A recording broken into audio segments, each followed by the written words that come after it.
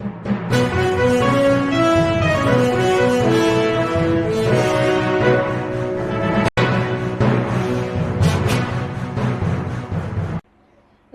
मैं हूं अनुष्का और आप देख रहे हैं अंबर टाइम्स। आइए रुक करते हैं खबरों की ओर। रतलाम में नए साल के जश्न को लेकर कोई बड़ा आयोजन नहीं हुआ, लेकिन देवालयों में धार्मिक आयोजनों के साथ कॉलोनी वासियों ने भजनों पर झूमकर नए साल का स्वागत किया। ऐसे में रतलाम में किसी तरह का जश्न का माहौल नजर नहीं आया। रतलाम में सुबह से कोहरा छाया रहा। साल का पहला दिन बेहद ठंडा रहा। वहीं कोहरे ने साल की पहली सुबह को खूबसूरत बना दिया। तो वहीं लोगों ने भी आज वर्ष की शुरुआत प्राचीन कालिका माता मंदिर दर्शन से की। पूरे दिन श्रद्धालुओं का मंदिरों में तांता लगा रहा।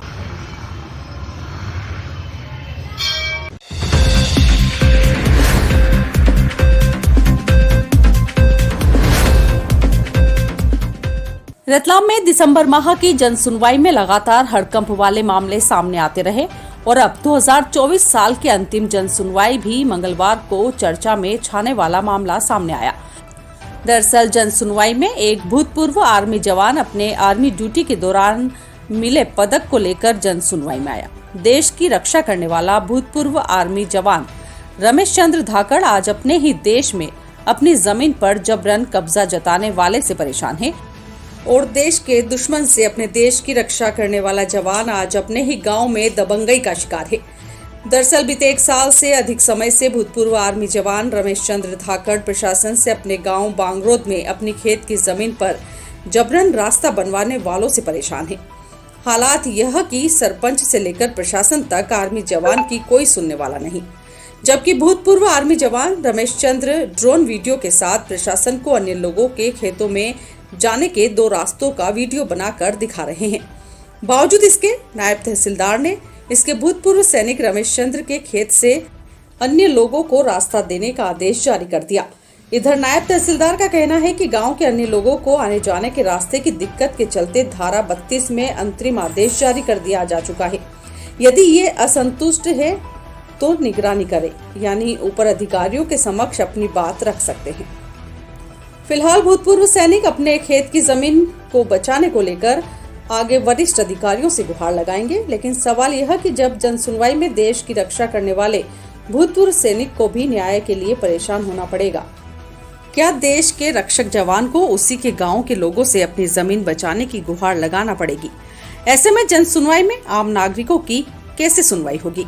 बता दें कि भूतपूर्व सैनिक अपनी नौकरी के दौरान पंजाब, जम्मू कश्मीर, उत्तराखंड, राजस्थान, लेह लद्दाख, असम के बाद दोबारा जम्मू कश्मीर से रिटायर्ड हुए और अब जब अपने गांव बांगरोद अपनों के बीच आए तो उसी देश के सिस्टम से न्याय नहीं मिल रहा। जी, आप आज पूरा आर्मी की एक वर्दी में आए, कहाँ से हैं, किस तरीके से, और क्या कुछ समस्या को लेकर के आपको इस तरीके से आना पड़ा आज? जी, मैं गांव बांगरोद का निवासी हूँ। मैं एक सर्विसमैन हूँ। मैंने 20 साल सेना में सर्विस करी है। उसके बाद मैं अपने घर पे आया हूँ और अपना थोड़ा घर पे किसानी वगैरह काम देखने के लिए। तो मेरे गांव के ही कुछ दबंग लोग ऐसे हैं जो मेरी ही ज़मीन पे अपना रास्ता बना के कब्जा करना चाहते हैं, जबकि उनकी ज़मीन पे आने जाने के लिए दूसरे 2 रास्ते हैं। उसके अलावा इन्होंने आवेदन लगाया नामी तहसील में, जहाँ पे इनकी सुनवाई हुई है, मेरी सुनवाई नहीं हुई है। मैं उनको प्रूफ दिखा रहा हूँ। मेरे पास पिछले फ़ोटोज़ है, उनके खेत पे आने जाने के जनरल वाहनों के वीडियोज़ हैं मेरे पास, सारे सबूत दिखा रहा हूँ। उसके बावजूद उन्होंने मेरे अपोजिट उनके कहने पे इन्होंने अंतरिम आदेश जारी कर दिया है वहाँ पे, और मेरे खेत में मेरी फसल को नष्ट करके वहाँ पे रास्ता खुलवाने के लिए इन्होंने आदेश दे दिया। कितने लोग हैं वो दबंग लोग हैं, कौन है, कितने लोग हैं? तो 2 पक्ष हैं, नानूराम जी धाकड़ और दूसरा पक्ष है बद्रीलाल जी धाकड़ और नाथूलाल जी धाकड़। ये दोनों ही मेरे पड़ोसी खेत के हैं, लेकिन उनका जो खेत है वो तालाब की सीमा के अंदर में है। तो जितने भी तालाब की सीमा के अंदर में जो खेत है उनका आना जाना तालाब की पाल से होता है, और एक दूसरा रास्ता भी है जो पूरे तालाब में धोखा जुताई होती है। अभी इनको अपने खेत का मूल्य बढ़ाने के लिए जो सेयावता बांगरोद हाईवे निकला हुआ है, हाईवे के और इनके खेत के बीच में मेरी ज़मीन है और मेरा घर बना हुआ है जी, वो ज़मीन डाइवर्टेड है। वहाँ पे मेरे मतलब गाय पशुपालन भी होता है वहाँ पे, पहले भी होता था, बीच में मैंने बंद कर दिया, लेकिन अभी फिर शुरू करना है मेरे को। तो वहाँ पे मैंने पशुओं के लिए बनाना है वहाँ पे डेयरी फार्म। तो उस जगह को लेके ये विवाद कर रहे हैं कि नहीं, ये हमारा पुश्तैनी रास्ता है। पुश्तैनी रास्ता बताकर न्यायालय में पेश कर रहे हैं और न्यायालय में उन्हीं का सुना जा रहा है, ना कि मेरा सुना जा रहा है। और मुझे वहाँ पे आके डराना धमकाना और सारी चीज़ें होती है। मेरा परिवार भी उनसे परेशान रहता है, डरा हुआ रहता है, क्योंकि वो 24 घंटे वहाँ पे आना जाना रहता है उनका। कभी भी वो कुछ भी हमला करते वहाँ पे, तो हमारा कोई वो सुनने वाला कोई नहीं वहाँ पर। अधिकारियों ने क्या कहा आपको भी? आप आए? अधिकारी जो भी है सारे बोल रहे हैं कि आप इसकी निगरानी लगाइए, इस आदेश जो हो गया है इसकी निगरानी लगाइए आप, और अगर वहाँ सुनवाई नहीं होती है तो आप अपर कोर्ट वगैरह में आप अप्लाई करिए, अपील करिए उसकी। इसके पहले आपने यहाँ आवेदन दिया था कभी के? इसके पहले मैं 2 जन में आया था यहाँ पे, दोनों बार मुझे यही मिला है, उसका रिस्पांस नहीं मिला कुछ भी, और मैं काफ़ी परेशान हो चुका है। आपकी सर्विस कितने टाइम रही, कहाँ कहाँ पे आपकी पोस्टिंग रही? मैं 2003 में मार्च में आर्मी में ज्वाइन किया था। मैंने गोवा में ट्रेनिंग करी, उसके बाद मैं पंजाब में रहा 2.5 साल, उसके बाद J&K में रहा 2.5 साल, उसके बाद मैं उत्तराखंड में 3.5 साल रहा, और उत्तराखंड के बाद मेरी राजस्थान में पोस्टिंग आई, 3.5 साल वहाँ पे रहा। राजस्थान से फिर मैं लद्दाख चला गया, 2.5 साल लद्दाख में रहा, लेह में, और वहाँ से मेरी आसाम में पोस्टिंग आ गई। मैं आसाम में रहा 3.5 साल। आसाम से वापस मेरी J&K में पोस्टिंग आई। मैं J&K से फिर 1 साल रह के मैं अपनी पेंशन आ गई। अभी 1.5 साल से मैं अपने घर पे हूँ और खेती बाड़ी देख रहा हूँ, लेकिन गाँव वाले कुछ ऐसे लोग हैं जो मुझे ये काम नहीं करने देते।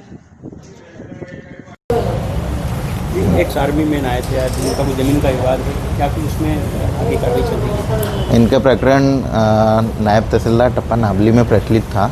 इसमें धारा 32 में अंतरिम आदेश दिया जा चुका है, तो अब अगर ये इससे असंतुष्ट है तो इसकी निगरानी कर सकते हैं।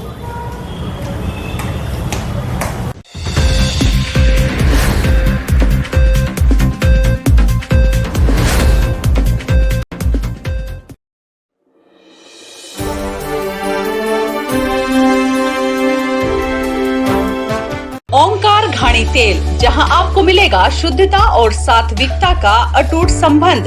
हमारी विशेषताएं मूंगफली तेल, तिल तेल, नारियल तेल, बादाम तेल, एरंड तेल, अलसी तेल के साथ सभी प्रकार का तेल ऑर्डर पर निकाला जाता है। घाणी तेल की विशेषताएं ब्लड शुगर लेवल कम करता है, इम्यूनिटी बढ़ाए, हार्ट के लिए फायदेमंद और पोषक तत्वों से भरपूर। भारत की पारंपरिक लकड़ी की घानी से बना तेल अपनाइए और बीमारियों को दूर भगाइए। तो आज ही एक कदम शुद्धता और तंदुरुस्तता की ओर। हमारा पता है ओंकार घाणी तेल, माणक चौक, बड़े हनुमान जी का मंदिर, साहू बावड़ी, दुकान नंबर 3, मोबाइल 9303088863।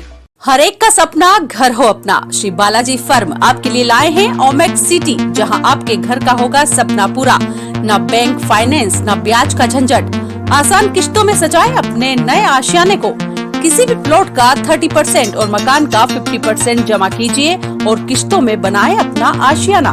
प्लॉट 15,75,000 से और मकान 28 लाख से शुरू। शहर की बेस्ट लोकेशन पर ओमेक्स सिटी में आपको मिलेगा open gym, tennis court, cricket net, temple, swimming pool, 24/7 security, RERA approved.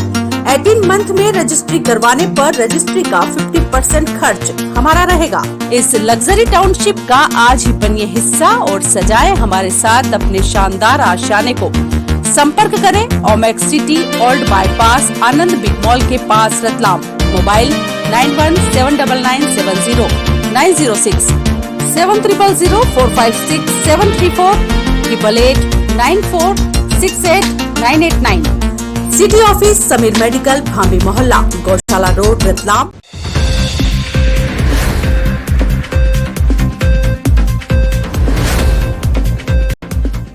बाजना में सोमवार मंगलवार दरमियानी रात कांग्रेस के वरिष्ठ नेता एवं पूर्व सांसद प्रतिनिधि के मकान सहित 8 स्थानों पर वारदात को अंजाम दिया है।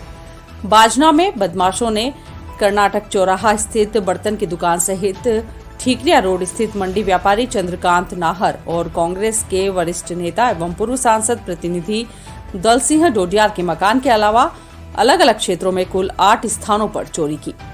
बाजना में लगे सीसीटीवी कैमरों में बदमाश कैद भी हुए हैं। पुलिस मामले की जांच कर रही है।